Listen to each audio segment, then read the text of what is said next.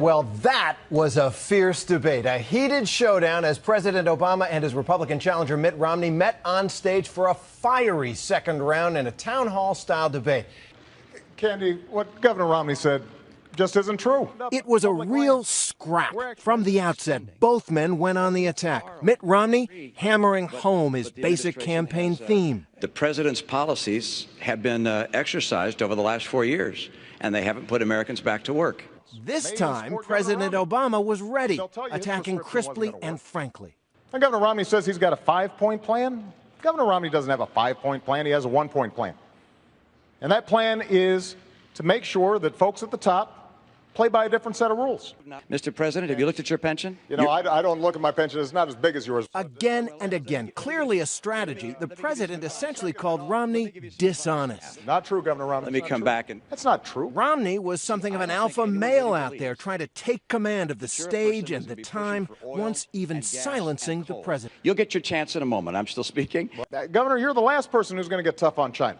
Romney didn't back down, and he adroitly turned the debate back again and again to the grim statistics of the Great Recession and this lagging recovery.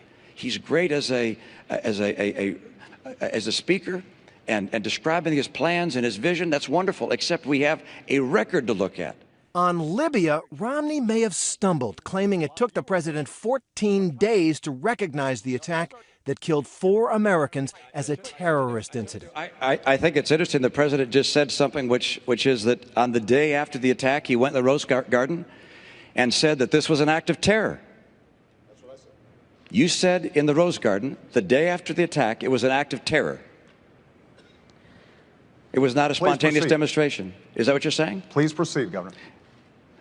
I want to make sure we get that for the record, because it took the president 14 days before he called the attack in Benghazi an act of terror. Get the transcript. He did, in fact, sir. And at the very end, with President Obama winning a coin toss and getting the last word, he used it to hammer Mitt Romney on his infamous comments about the 47% of Americans he described as victims. Think about who he was talking about. Folks on Social Security who've worked all their lives. Veterans who've sacrificed for this country. Students who are out there trying to hopefully advance their own dreams, but also this country's dreams. I want to fight for them.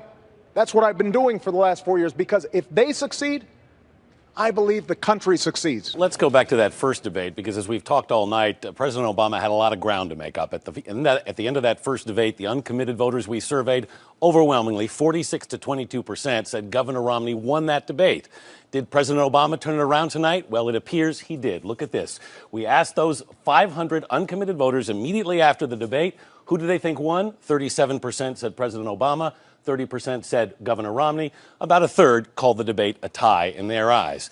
Both candidates came out pretty well in terms of answering questions. We asked the people in our survey which candidate did the best job. We asked them, did they give direct answers to the questions? 55% said President Obama did. 49% said Governor Romney did.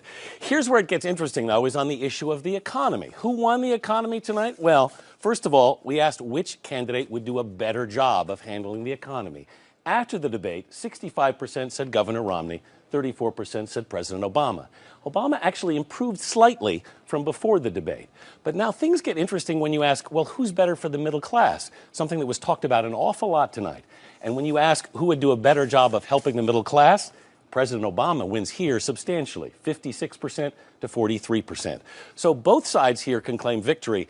For Governor Romney, it's on the economy. For President Obama, it's on the middle class. But again, among the 500 or more independent, rather uncommitted voters we surveyed after the debate tonight, 37% said Obama's the winner, 30% said Romney was the winner, and about a third called it a tie.